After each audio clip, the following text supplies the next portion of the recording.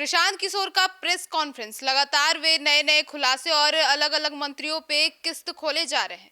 जी हाँ, नमस्कार, आप देख रहे हैं सिटी पोस्ट लाइव। मैं हूँ सृष्टि राज। प्रशांत किशोर आज प्रेस कॉन्फ्रेंस कर रहे हैं पटना में और वे लगातार एनडीए के नेताओं का किस्त खोले जा रहे हैं। इसी कड़ी में उन्होंने नीतीश कुमार के करीबी मंत्री अशोक चौधरी का भी किस्त निकाला था और अब वे और भी कई मंत्रियों के किस्त निकाले हैं। जी हाँ, दिलीप जायसवाल, सम्राट चौधरी, मंगल पांडे, ये सभी उसमें शामिल है। आइए जानते हैं इस पूरे मामले पर उन्होंने क्या क्या किस्त निकाला है। इसके ऊपर विस्तार में जानकारी देंगे हमारी सहयोगी मुस्कान। तो मुस्कान, दिलीप जायसवाल जिनका नाम इसमें सामने आ रहा है, तो उनके ऊपर क्या प्रशांत किशोर ने उनका क्या किस्त निकाला? आपको बता दें कि किसी का पीछा ही नहीं छोड़ रहे भाई प्रशांत किशोर। हमें लगा कि दिलीप जायसवाल मंगल पांडे के बारे में बोल के अब चुप हो जाएंगे, लेकिन नहीं। तो रुकने का नाम नहीं ले रहे हैं, सभा कर रहे हैं, बीच में ब्रेकवा मिल रहा है तो आके किस खोल दे रहे हैं। मीडिया भी परेशान है कि एक ही बार में खोल दीजिए, तो फिर से सस्पेंस बना दिए हैं। चलिए, आपके लिए सस्पेंस नहीं, हम बताते हैं। अब देखिए, दिलीप जायसवाल को बोला गया है कि दिलीप जायसवाल के बारे में उन्होंने कहा कि उन पर मर्डर के एक्यूज हैं वो, ठीक है, उन पे मर्डर के इल्ज़ाम लगे थे, लेकिन उनको कोर्ट से क्लीन चिट मिल चुका है। फिर उन्होंने कहा कि जो पीड़ित जो परिवार है, जो दिलीप जायसवाल पे जो लगा है मर्डर का, कि मर्डर करवाया गया है, तो जो पीड़ित परिवार है उनके साथ वो हाईकोर्ट मूव कर चुके हैं उस केस को लेकर वापस खोलने के लिए। तो दिलीप जायसवाल का अभी यहाँ पे बंद हो गया केस, यही है। प्रशांत किशोर ने बोला कि अभी हम हाईकोर्ट जा रहे हैं और ये केस वापस खुलवाएंगे। ठीक, अब यहाँ रुके। अब वापस आते हैं मंगल पांडे पे। मंगल पांडे पे फिर से बरसे हैं। बोल रहे हैं कि जब कोरोना का समय था तो हमारे बिहार के स्वास्थ्य मंत्री घर खरीद रहे थे। आपको भी पता है, द्वारका में घर खरीद रहे थे। 25 लाख रुपए उन्होंने अपने पिता के अकाउंट में लिया, पिता के अकाउंट से अपनी पत्नी उर्मिला के अकाउंट में लिया और उर्मिला के अकाउंट से सीधे जो ओनर है उसको पैसे दिए गए। ठीक है, तो प्रशांत किशोर ने कहा कि वो तो मान गए कि 25 लाख रुपए लिए थे, लेकिन और जो पैसे हैं वो कहाँ से लिए थे, उन्होंने ये कहा। वो बोले कि हम समय भी दिए लेकिन बता नहीं रहे हैं ये। उन्होंने कहा कि अब ये समझिए कि मंगल पांडे कहते हैं कि हम इतने ईमानदार नेता हैं, ऐसा प्रशांत किशोर कह रहे हैं कि मंगल पांडे इतने ईमानदार नेता है कि उनको कर्ज लेना पड़ा था तो अपने सहयोगी से कर्ज लिए। तो प्रशांत किशोर का कहना है कि कर्ज कौन लेता है जिसके पास पैसा नहीं है। उन्होंने कहा कि उनकी पत्नी के खाते में 2019 जब जमीन लिया जा रहा था, 2019 से 2020 के बीच में 2 करोड़ 12 लाख रुपए उनकी पत्नी के अकाउंट में थे। पीएनबी मतलब पंजाब नेशनल बैंक है और अकाउंट नंबर भी दे दिया है 141819। उन्होंने कहा कि 2019 से 2020 के बीच में 2 करोड़ 12 लाख थे, तो फिर आपको पैसे क्यों लेने पड़े जमीन खरीदने के लिए, जब इतने पैसे हैं आपके पास। 1 करोड़ का जमीन थोड़े था, कमी का जमीन था, तो आपको तब भी क्यों दिक्कत हुआ।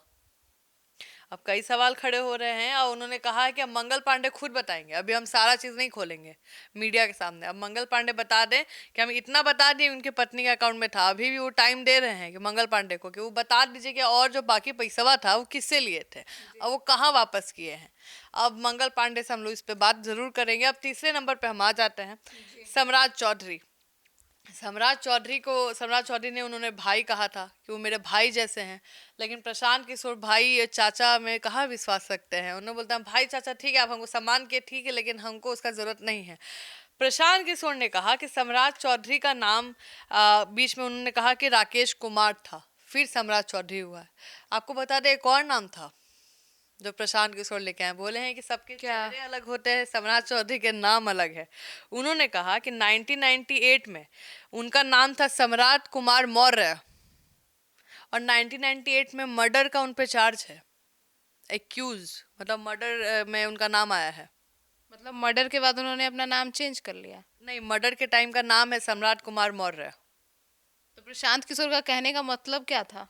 मतलब ये था कि ये मर्डर के एक्यूज हैं और जेल से किस रूप में निकले हैं कि अब बालिग थे, नाबालिग। सम्राट चौधरी अपना एज दिखाई कि वो बच्चा नाबालिग था और उससे मर्डर हुआ है, तो बच्चा है, गलती से हो गया, इस चीज में उनको निकाला गया जेल से। वो जेल भी गए थे, 6 महीना जेल में रहे भी। और किसके मर्डर में हुआ था ये बता दे, सदानंद सिंह है, कांग्रेस के नेता हैं, उनके मर्डर केस में ये गए थे अंदर और बाहर आए हैं नाबालिग कह के। उन्होंने भेजा कि भाई लड़का नाबालिग है इसलिए उसको छोड़ दीजिए, तो उनको छोड़ा गया। फिर आपको बता दें बिना विधान परिषद के सदस्य बने, मंत्री बन गए, सीधे डिप्टी सीएम बन गए सम्राट चौधरी। जब डिप्टी सीएम बने तो फिर उन्होंने भाई पिटिशन डाला सुप्रीम कोर्ट में। सुप्रीम कोर्ट की माने तो सम्राट चौधरी 9th फेल है, लेकिन सम्राट चौधरी बोलते हैं कि हम 7वीं पास हैं, और कहीं बोलते हैं कि हम कॉलेज ऑफ कैम्ब्रिज कहाँ से तो किए हैं। तो समझ में नहीं आ रहा है कि एजुकेशन क्वालिफिकेशन क्या है सम्राट चौधरी का। उन्होंने कहा कि 9th फेल किए, बोर्ड फेल किए थे, 234 नंबर आए हैं।